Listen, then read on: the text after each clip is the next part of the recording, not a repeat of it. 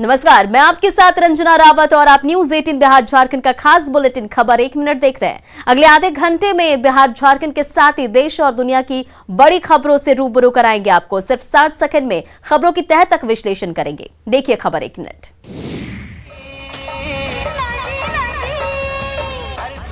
दरभंगा में शादी के दौरान हर्ष फायरिंग का वीडियो वायरल हो रहा है। वायरल वीडियो में जयमाला के समय एक युवक हाथ में पिस्टल लेकर फायरिंग करते नजर आ रहा है।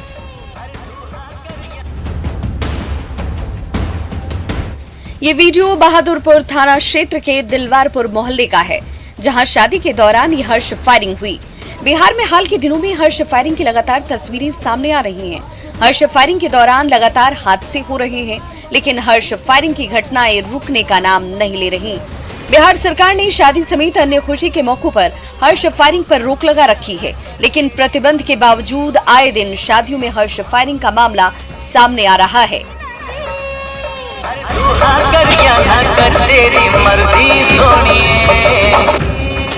दरभंगा में भी कोरोना नियमों को ताक पर रखकर शादी में जुटे लोग और फिर दरवाजा लगने के समय युवाओं ने फायरिंग की। बोकारो में लड़कियां किसी भी मामले में लड़कों से कम नहीं दिख रही। यहां सेक्टर 4 थाना इलाके में बने सूर्य मंदिर कैंपस में लड़कियों के बीच आपस में जमकर मारपीट का वीडियो सामने आ रहा है। यहां लड़कियों ने एक लड़की की जमकर पिटाई कर दी। लड़कियों में आक्रोश इस कदर था कि वहां बैठी एक महिला भी उन लोगों को छुड़ाने में कामयाब नहीं हुई।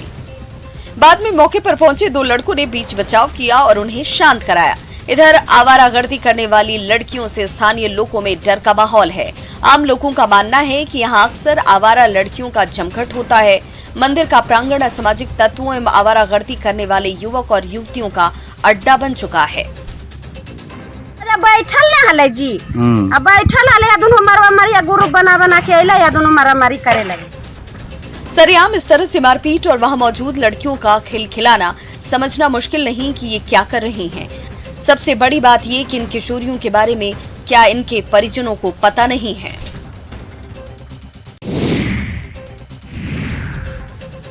लातेहार के महुआ डांड से प्रतिबंधित उग्रवादी संगठन जेएमपी के एरिया कमांडर नसीम अंसारी को पुलिस ने गिरफ्तार किया।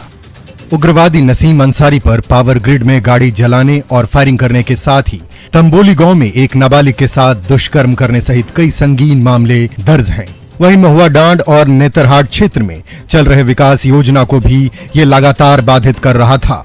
ईंट भट्ठा मालिक से लेवी मांगे जाने की सूचना पर पुलिस ने त्वरित कार्रवाई करते हुए छापेमारी दल का गठन किया। इसके बाद लातेहार के अक्सी जंगल से हथियार सहित एरिया कमांडर नसीम अंसारी को गिरफ्तार कर लिया गया। गिरफ्तार उग्रवादी जेएमपी के जोनल कमांडर मनोहर परिहा और सब जोनल कमांडर मोहन परिहा के निर्देश पर आतंक मचा रहा था।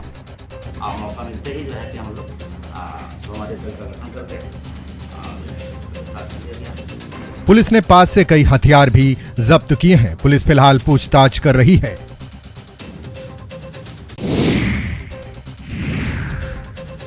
गया की नैली पंचायत का दुबहल गांव, जहां सैकड़ों महादलितों ने ईसाई धर्म को अपना लिया था, जिसके बाद ईसाई धर्म अपनाने वालों को हिंदू जागरण मंच के कार्यकर्ताओं ने समझाया। कार्यकर्ताओं की पहल का असर हुआ और बाद में कई लोग धर्मांतरण के लिए तैयार हो गए। वापस हिंदू धर्म में आकर कई लोगों ने बजरंगबली का लॉकेट भी पहना और हनुमान चालीसा की किताब ली। इन लोगों ने माना कि अंधविश्वास के कारण ईसाई धर्म अपना लिया था, जिन्हें घर वापसी के लिए समझाया जा रहा है। हिंदू जागरण मंच के मुताबिक बड़ी संख्या में लोग रविवार को घर वापसी करेंगे। स्वयं लॉकेट भी धारण किया, हनुमान चालीसा का पाठ भी किया, अपने घरों में भी रखा है। गया के बगल में स्थित है दुबहल गांव, जहां सड़क के किनारे कुछ महादलित परिवार रहते हैं। कुछ दिन पहले यहां के लोगों ने ईसाई धर्म को अपना लिया था। अब समझाने के बाद ये वापस अपने मूल धर्म में वापस लौट रहे हैं।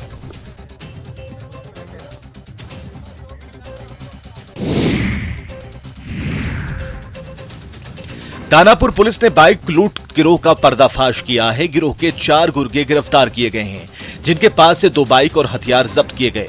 हथियार का धौंस देकर ये कई दिनों से पटना समेत दानापुर इलाके में बाइक लूट की वारदात को अंजाम दे रहे थे और पुलिस को चकमा देकर बच जाते थे।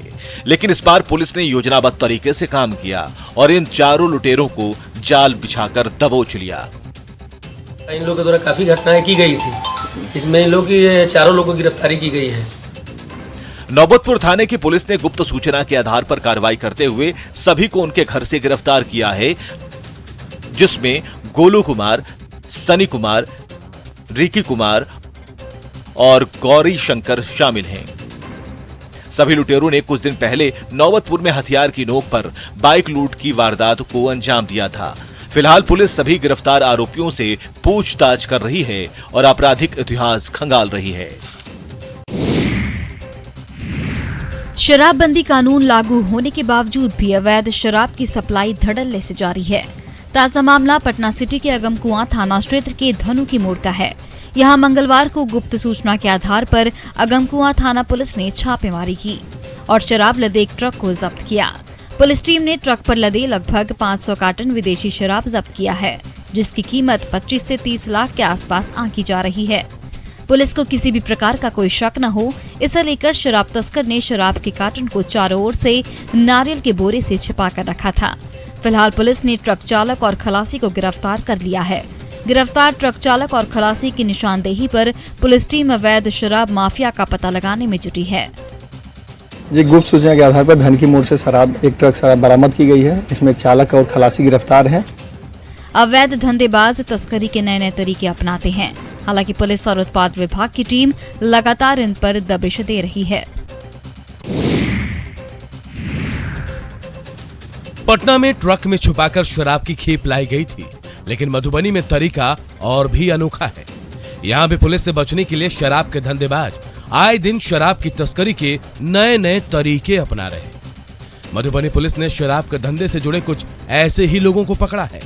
ये लोग शौचालय की टंकी साफ करने में इस्तेमाल होने वाले टैंकर के जरिए शराब की तस्करी करते थे। मामला झंझारपुर अनुमंडल के लखनौर थाना इलाके का है। एसडीपीओ के मुताबिक लखनौर थाने को गुप्त सूचना मिली थी, जिसके आधार पर झंझारपुर मधेपुर मुख्य सड़क पर रुपौली गांव के पास पुलिस ने शौचालय की टंकी साफ करने वाले टैंकर को जब्त किया। इस टैंकर के अंदर 812 लीटर अंग्रेजी शराब छिपाई गई थी। पुलिस ने टैंकर के साथ 2 लोगों को भी गिरफ्तार किया है। पुलिस के हत्थे चढ़े दोनों आरोपी दरभंगा के रहने वाले हैं। फिलहाल पुलिस पूरे मामले की पड़ताल में जुटी है। कोशिश है कि गिरोह के सरगना तक पहुंचा जाए।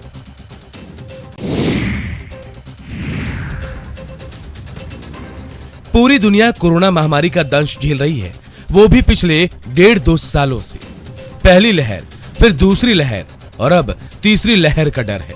कुल मिलाकर पूरी दुनिया को कोरोना ने तबाह कर रखा है, जिसका हथियार बस एक ही है, वो है वैक्सीनेशन। लेकिन कुछ लोग वैक्सीन के नाम पर लोगों को ठग रहे हैं, अपनी जेबें भर रहे हैं। सिवान से एक वीडियो सामने आया है, वो हैरान करने वाला है। वीडियो काफी तेजी से वायरल हो रहा है, जिसमें अस्पताल का कर्मी घूस लेता दिखाई दे रहा। वीडियो में साफ साफ आप भी देख सकते हैं कि कैसे कर्मी फॉर्म के साथ पैसे भी वसूल रहा है। बताया जा रहा है कि ये वीडियो सिवान सदर अस्पताल का है, जहां वैक्सीन के नाम पर पैसे लिए जा रहे हैं, जिसका वीडियो काफी तेजी से सोशल मीडिया पर वायरल हो रहा है। हालांकि न्यूज़ 18 इस वीडियो की पुष्टि नहीं करता, लेकिन सवाल है कि जब वैक्सीन फ्री है तो फिर इस तरह की जालसाजी करने वालों पर कार्रवाई क्यों नहीं होनी चाहिए।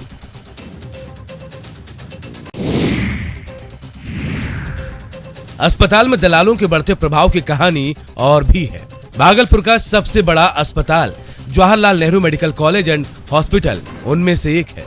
अस्पताल इन दिनों दलालों के कब्जे में है और ये बात खुद अस्पताल के अधीक्षक भी मान रहे हैं। 16 जून को सड़क हादसे में घायल एक शख्स जब इस अस्पताल में पहुंचा तो दलाल उसके पीछे पड़ गए। अस्पताल का स्टाफ श्रवण कुमार और एक ट्रॉली मैन उसे बहला फुसलाकर आयुष्मान अस्पताल ले गए, जहां पैरों का इलाज के लिए उससे 2 लाख रुपए वसूल लिए गए। लेकिन उसका पैर ठीक नहीं हुआ और एक पैर काटने की नौबत आ गई। इतना ही नहीं, इसके बाद भी आयुष्मान अस्पताल ने 80,000 रुपए और चुकाने का बिल थमा दिया और जब मरीज पैसा नहीं दे सका तो वापस सरकारी अस्पताल आ गया। इस मामले में अधीक्षक का कहना है कि वो दलालों पर नकेल कसने के लिए काम कर रहे हैं। सरकार गरीबों के इलाज के लिए प्रयासरत है। सरकारी अस्पतालों में हर सुविधा मुहैया कराने की कोशिश कर रही है, लेकिन कई अस्पतालों में दलालों का बोलबाला है। न्यूज़ 18 की खबर का बड़ा असर हुआ है। बेटियों के लिए सिरसकते एक मजदूर परिवार को इंसाफ मिला। 9 जुलाई से मोतिहारी बाल सुधार गृह में कैद 3 बेटियों की खबर जब चली तो खलबली मच गई। समाज कल्याण मंत्री ने न्यूज 18 पर लाइव के दौरान ही ये निर्देश दिया कि कल किसी भी सूरत में तीनों बच्चियों को उनके घर वापस पहुंचाया जाए। दरभंगा से मोतिहारी तक चक्कर लगा कर परेशान माता पिता को जब न्यूज 18 का सहारा मिला और मंत्री मदन सहनी से आश्वासन, तो परिजनों की आंखों से खुशी के आंसू छलक पड़े और उन्होंने न्यूज 18 को धन्यवाद दिया। न्यूज 18 के माध्यम से हम लोग को मंत्री महोदय बताए हैं जो घर आपको बच्चियां सुरक्षित और आज जा सकती है। उनकी धन्यवाद देते हैं न्यूज 18 की, जो हम लोग को इतना मदद भरपूर करने के लिए। दरअसल तीनों लड़कियां 9 जुलाई को दरभंगा से कोचिंग के बहाने घर से निकली थीं। तीनों समस्तीपुर की जगह रक्सौल वाली डेमू ट्रेन में बैठकर रक्सौल पहुंच गईं। ओवरलोडेड नावों के गंगा में डूबने से अब तक कई लोगों की मौत हो गई है। नावों के परिचालन को लेकर पटना जिला प्रशासन और सरकार ने नियम बनाए हैं, लेकिन ओवरलोडिंग नावों के परिचालन पर रोक लगाने में जिला प्रशासन पूरी तरह से विफल है।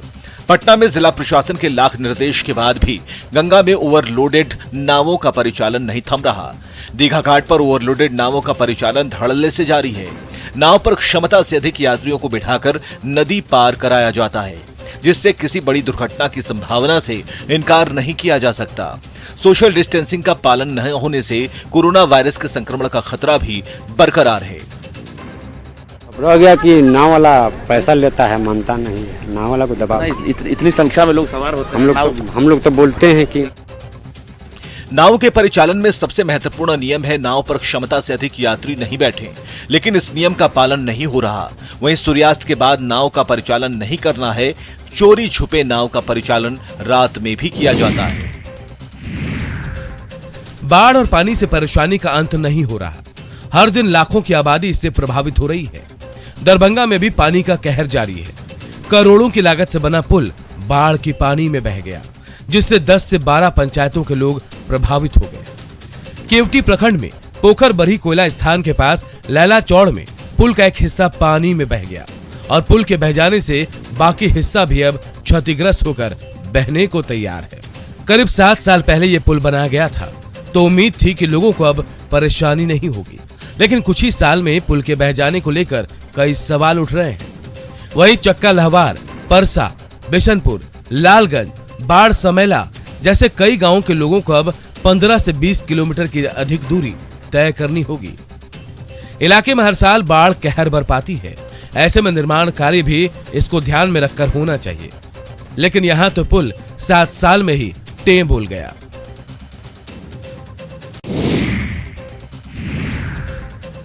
इस बार जून में ही कई इलाकों में बाढ़ का कहर देखा है। जुलाई में नदियों के जलस्तर में वृद्धि से बाढ़ का पानी नए इलाकों में फैल रहा है। सीतामढ़ी में बागमती और अधवारा समूह की नदियां एक बार फिर से उफान पर हैं। कई जगहों पर नदियों का पानी लाल निशान को पार कर चुका है। सीतामढ़ी में नेपाल सीमा पर बसे सुरसंड प्रखंड के भिट्टा में बाढ़ का पानी प्रवेश कर गया है। रातों रात नदी के जलस्तर में बढ़ोतरी की वजह से नेपाल सीमा पर स्थित भिट्टा ओपिक पुलिस चेक पोस्ट में बाढ़ का पानी प्रवेश कर गया है। इतना ही नहीं, भारत नेपाल सीमा के नो मेंस लैंड और मुख्य मार्ग पर बाढ़ का पानी बह रहा है। पुलिसकर्मी बाढ़ के पानी के बीच किसी तरीके से ड्यूटी कर रहे हैं। पे आप लोग कैसे रहते हैं? हम लोग सुबह से पानी में है, खाना पीना नहीं खा रहे हैं। अभी भी बरसात का मौसम आधे से ज्यादा बाकी है। बारिश की संभावना भी बनी हुई है। ऐसे में परेशानियों से निजात मिलता नहीं दिख रहा।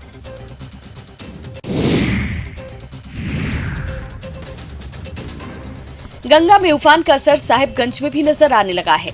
राजमहल प्रखंड में मोकिमपुर पंचायत के शोभापुर गांव में कटाव शुरू हो गया। एनएच से महज 20 फीट की दूरी पर हो रही गंगा नदी के कटाव से जमीन धंसने लगी है। वहीं उधवा के प्राणपुर में कई घर और करीब 50 एकड़ जमीन गंगा नदी की गोद में समा गई। दोनों जगहों पर लगातार कटाव से ग्रामीण दहशत में हैं। शोभापुर में पिछले 24 घंटे में करीब 100 फीट की दूरी तक की जमीन 4 से 5 फीट नीचे धंसने से स्थानीय ग्रामीण दहशत में हैं। जल्द ही बाढ़ सुरक्षात्मक कार्य करने का आग्रह सरकार से किया गया है। करीब 8 साल पहले यहां बेतहाशा गंगा कटाव को देखते हुए सरकार की ओर से बोल्डर पिचिंग, लोहा पाइलिंग और अन्य कटाव निरोधी कार्य किए गए। फिर भी कटाव रुका नहीं। लेकिन एक बार फिर से बोल्डर पिचिंग सहित जमीन के धंसने से लोग चिंतित हैं।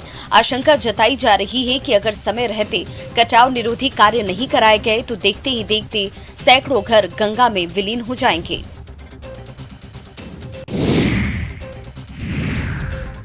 उत्तर बिहार में नदियों के कारण बाढ़ के हालात हैं, तो नवादा के एक गांव में बाढ़ के हालात पैदा किए गए हैं।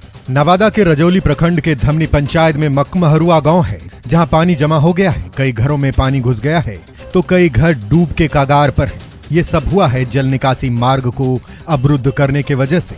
गांव वालों ने बताया कि कई जानवर पानी में बह गए हैं। ग्रामीणों की माने तो अटवा डैम से पानी का निकास दूसरे रास्ते से था, लेकिन कुछ लोगों द्वारा रास्ते को बंद कर दिया गया, जिससे गांव में कई घर और दुकान डूब गया है और बाढ़ जैसे हालात हो गए हैं। मंगलवार से हो रही जोरदार बारिश के बाद यह समस्या उत्पन्न हुई है। ग्रामीणों का कहना है कि हालात ऐसे हैं, लेकिन अभी तक कोई अधिकारी गांव नहीं पहुंचा है। दमनी वाला नदी में खुरी नदी में पानी जाता तो वो नदी इधर निकास कर दिया गया, उधर दिया बांध करके। सवाल है कि बिना किसी आदेश के पानी का रास्ता कैसे रोका गया और फिर इसका हल कैसे होगा, ये सब प्रशासन को ही देखना होगा।